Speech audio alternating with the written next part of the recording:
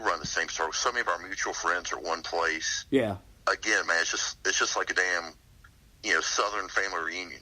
Yeah, it is. It's like, know? well, have you seen so and so yet? Yeah, I just ran into him over there. So yeah, I like that. Good. Yeah, that's good. And having family from the South, I totally appreciate that statement. We're all huggers, man. So, but yeah, the whole Moz thing, and it's like, I think at the Mammoth Street Challenge again, David's got. Are they doing Moz again there? Yeah. Okay, I'll actually be helping run that and stuff. Okay, and we would love to make it down to that one again, but we've got. It's so busy because right now we're getting ready for the Arnold. David's got his competition, and I know he wanted us to come down, but we just can't. I mean, it's almost a 9-hour drive, and then the Arnold, and then we've got Motor City Strongest the weekend after the Arnold, and then USS has got something in St. Louis, so it's just like we're going to be swamped, but always enjoy it. So, but I mean, that's the thing, it's and we're both incredibly busy. But damn, I wouldn't know any other way, man. I mean, it's too much fun, Right. I enjoy being home. I enjoy spending time with my wife.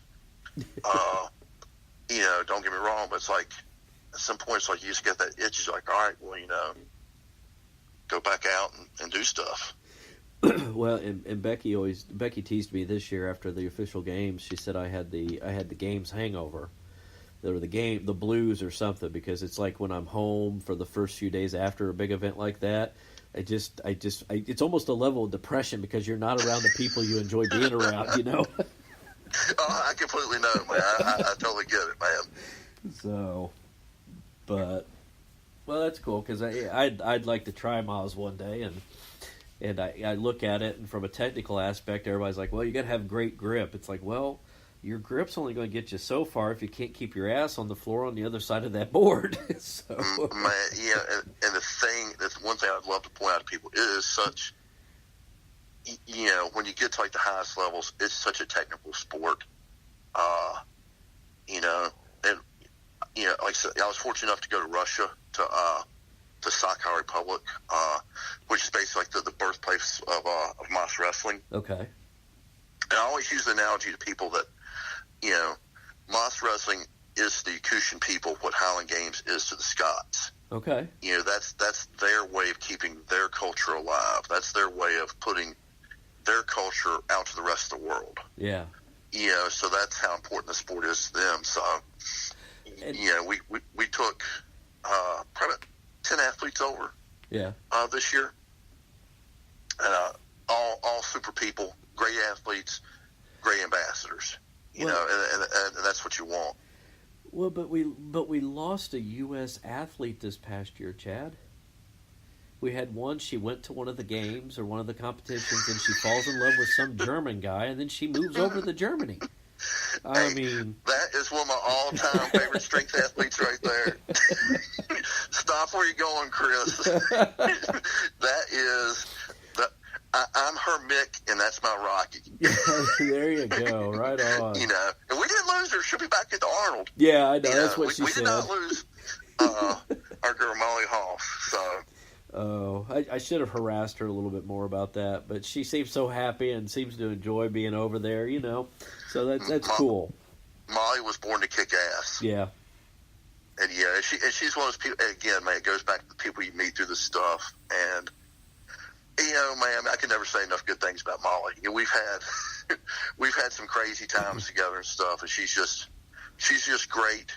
She's over there with her boyfriend Martin in Germany and stuff, and yep.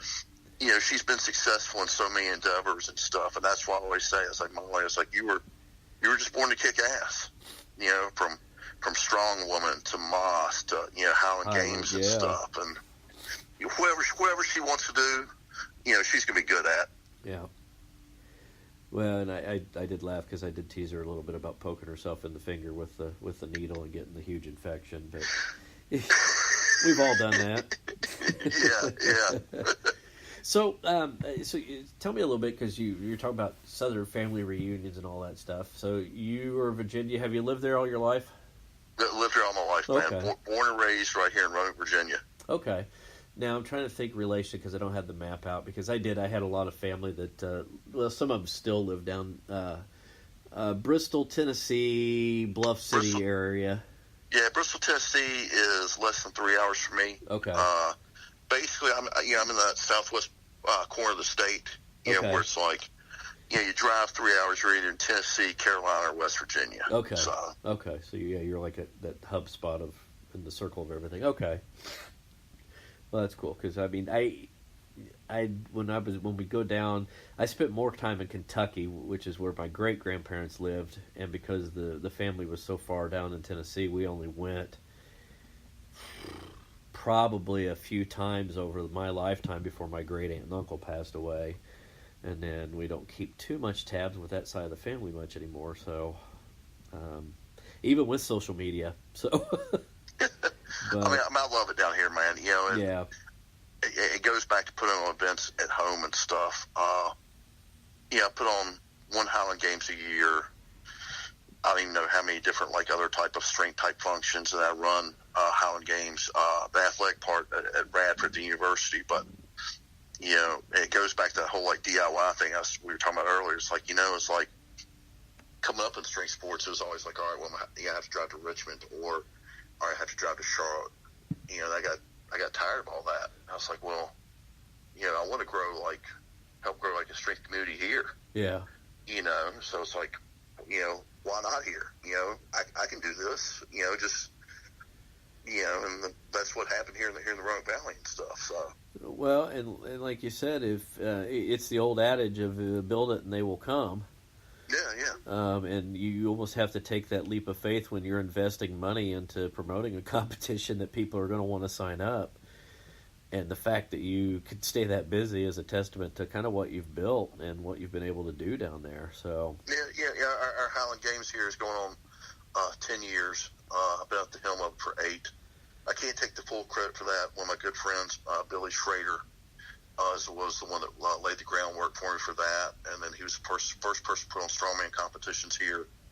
Billy was just way ahead of his time, and so I just kind of took over everything from him. So now, as far as competing, are you still trying to do that on some levels? Oh God, yeah. Okay. Yeah, I think I competed 10 times last year. Did you? Okay. Yeah. I'm sorry. Some of it would be like local, like push-pull, powerlifting type meets. Okay. I do pretty much every Highlander I can.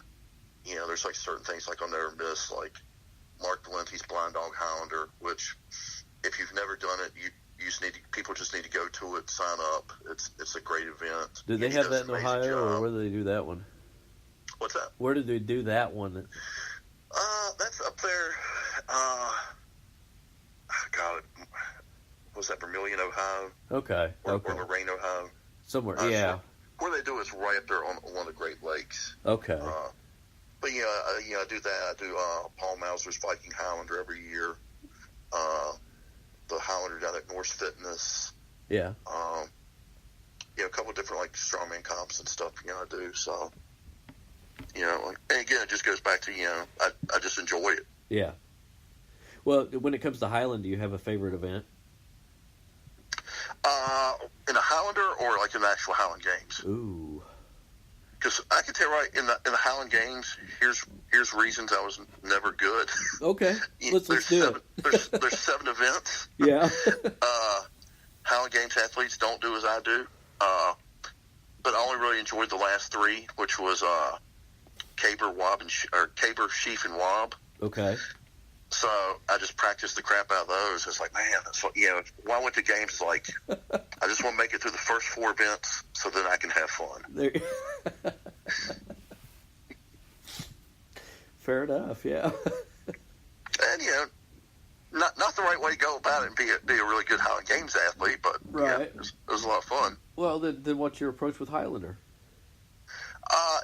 Usually, fortunately, you always have whatever bar or some type of height event, yeah. Which, for whatever reason, I was just always kind of a natural at and stuff. So, it was just fun. Highlanders just, it's across my two favorite sports, strongman and Highland Games. So, yeah. That's just like a natural to be, attracted to that. Well, it was funny because my first Highland Games was, it was nothing short of a train wreck, but I enjoyed the hell out of it. Yeah, that's the same, man.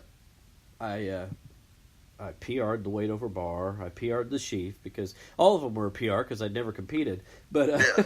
I just did we just did a podcast Sunday with Evan Singleton, and I was talking about Highland and weight for distance in Masters category. I outweigh the weight by well over 200 pounds, and that thing treated me like a little ragdoll bitch.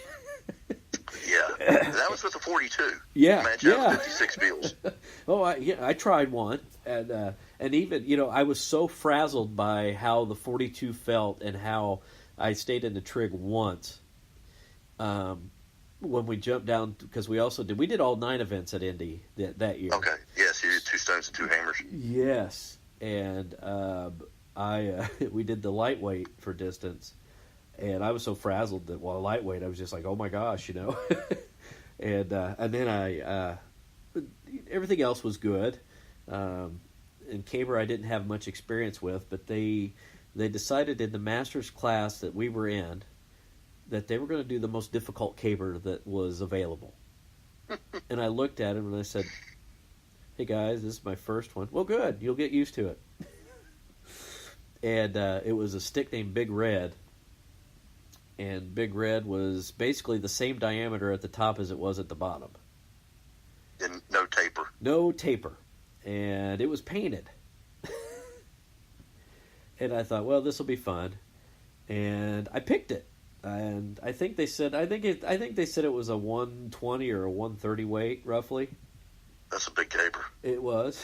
And I picked it. And I was shocked. And I forgot to lean into it to stand it up. And it started to go back. And, everybody's like, ditch it. So I'm ditching it. Instead of ditching it and running away, I ditched it and just kind of stood there. Oh, no. And Becky is yelling at me, "Idiot, run!" As the caber came down and hit me in the shoulder and bounced off my shoulder and hit me in the side of the head. And I was done with caber. That was the first pick, and I was done. I was like, okay, I'm done. Wow. And I don't remember anything for a good 4 or 5 minutes, but but I look back at that going, and that day Big Red ended up breaking in 2. Some idiot threw it, and it let it come straight down on the bottom when he was trying to pick and throw, and it split it. Oh, man, and I like to think I had my hand in that. As an AD, and so it's always heartbreaking. It's like, man, another caper gone. Now I got to find another one. Yeah. And Big Red it's a lot of work into that too. Yeah.